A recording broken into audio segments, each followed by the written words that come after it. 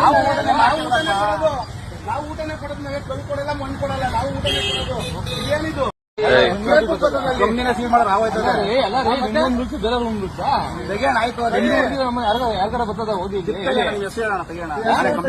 ವೀಕ್ಷಕರೇ, ಅಸಪ ಟೈಮ್ಸ್ಗೆ ಸ್ವಾಗತ.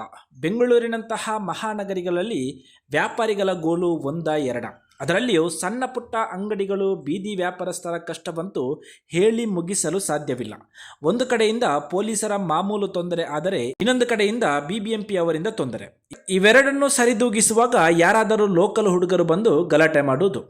ಹೀಗೆ ಹೇಳಿದರೆ ಕೊನೆ ಇಲ್ಲದಷ್ಟು ಕಷ್ಟಗಳ ನಡುವೆ ತನ್ನ ಕುಟುಂಬ ಸಾಕುವ ಜವಾಬ್ದಾರಿಗೆ ಜೋತು ಬಿದ್ದು ಸಾಲ ಸೋಲ ಮಾಡಿ ಬಂಡವಾಳ ಹಾಕಿದರೆ ಪ್ಲಾಸ್ಟಿಕ್ ಬಳಸಬಾರದು ಎಂದು ತೊಂದರೆ ಕೊಡುವ ಬಿಬಿಎಂಪಿಯವರು. ಅಲ್ಲರಿ, ನಿಮಗೆ ಪ್ಲಾಸ್ಟಿಕ್ ಬ್ಯಾನ್ ಮಾಡಲೇಬೇಕೆಂದರೆ ಮೊದಲು ದಾಳಿ ಮಾಡಬೇಕಾಗಿದ್ದು, ಬಂದ್ ಮಾಡಬೇಕಾಗಿದ್ದು ಯಾವುದನ್ನ? ಪ್ಲಾಸ್ಟಿಕ್ ಕಾರ್ಖಾನೆಗಳನ್ನು ಮತ್ತು ಪ್ಲಾಸ್ಟಿಕ್ ಸಪ್ಲೈ ಮಾಡುವ ಅಂಗಡಿಗಳನ್ನು. ಆದರೆ ಅವರ ಜೊತೆ ಒಪ್ಪಂದ ಮಾಡಿಕೊಂಡು ಜೀವನೋಪಾಯಕ್ಕಾಗಿ ದಿನವಿಡೀ ವ್ಯಾಪಾರ ಮಾಡಿ 1000ನೋ 500 ಜೋಬಿಗಿಳಿಸುವ ಬಡ ವ್ಯಾಪಾರಿಗಳ ಜೊತೆ ದರ್ಪ ತೋರಿಸುವುದು ಎಷ್ಟು ಸರಿ ಹೇಳಿ? ಏಕಾಏಕಿ ಅಂಗಡಿಗಳಿಗೆ ನುಗ್ಗಿ ಪ್ಲಾಸ್ಟಿಕ್ ಬಳಸುತ್ತಿದ್ದರೆ 2000 3000 ಪೆನಾಲ್ಟಿ ಹಾಕಿ ಹೋಗುತ್ತಾರೆ. ಪಾಪ, ಕೆಲವೊಮ್ಮೆ ಅಷ್ಟು ವ್ಯಾಪಾರ ಆಗಿರುತ್ತದ ಇಲ್ವಾ ಗೊತ್ತಿಲ್ಲ. ಭಾರತದಲ್ಲಿ ಎಲ್ಲ ಕಾನೂನುಗಳು, ರೂಲ್ಸ್ಗಳು ಬಡ ಮತ್ತು ಮಧ್ಯಮ ವರ್ಗದ ಜನರಿಗೆ ಮಾತ್ರ ಅಲ್ವಾ? ಸರ್ಕಾರಗಳಿಗೆ ಪ್ಲಾಸ್ಟಿಕ್ ಮುಕ್ತ ಸಮಾಜ ನಿರ್ಮಾಣ ಮಾಡಲೇಬೇಕೆಂದಿದ್ದರೆ ದೊಡ್ಡ ವಿಚಾರ ಏನಲ್ಲ. ಆದರೆ ಅಂತಹ ದೊಡ್ಡ ದೊಡ್ಡ ಜನರ ತಂಟೆಗೆ ಹೋಗದೆ, ಅತ್ತ ಪ್ಲಾಸ್ಟಿಕ್ ತಯಾರಿಕೆಯನ್ನು ತಡೆಯದೆ ಜನರ ಕಣ್ಣಿಗೆ ಮಣ್ಣೆರಚಲು ಬೇಕಾಗಿ ಸಣ್ಣ ಪುಟ್ಟ ವ್ಯಾಪಾರಿಗಳ ಮೇಲೆ ದರ್ಪ ತೋರುವುದು.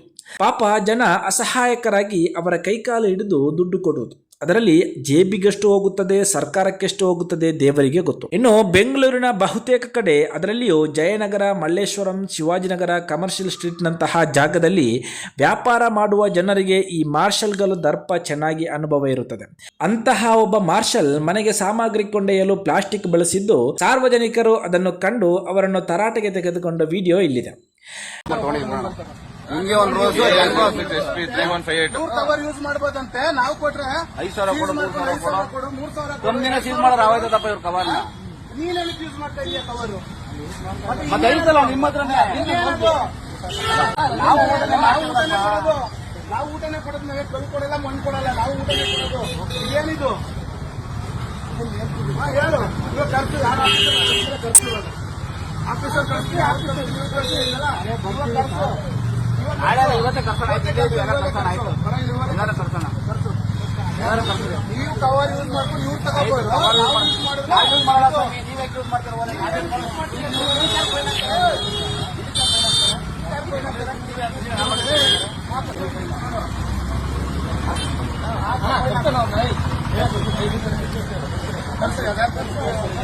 ವೀಕ್ಷಕರೇ, ಎಲ್ಲ ವಲಯದಲ್ಲಿಯೂ ಇದೇ ರೀತಿ ಸಾರ್ವಜನಿಕರು ಒಟ್ಟಾಗಿ ಪ್ರಶ್ನೆ ಮಾಡಬೇಕು. ಬರೀ ರೂಲ್ಸು ರೆಗ್ಯುಲೇಷನ್ ನಮಗೆ ಮಾತ್ರ ಅನ್ನುವ ನೀತಿ ಬದಲಾದರೆ ಭಾರತ ಬದಲಾಗಬಹುದು. ಈ ಬಗ್ಗೆ ನೀವೇನು ಹೇಳುತ್ತೀರಾ? ಕಮೆಂಟ್ ಬಾಕ್ಸಲ್ಲಿ ತಿಳಿಸಿ. ವಿಡಿಯೋವನ್ನು ಶೇರ್ ಮಾಡಿ, ಅದೇ ರೀತಿ ಸಬ್ಸ್ಕ್ರೈಬ್ ಮಾಡುವ ಮೂಲಕ ನಮ್ಮನ್ನು ಬೆಂಬಲಿಸಿ. ಧನ್ಯವಾದಗಳು.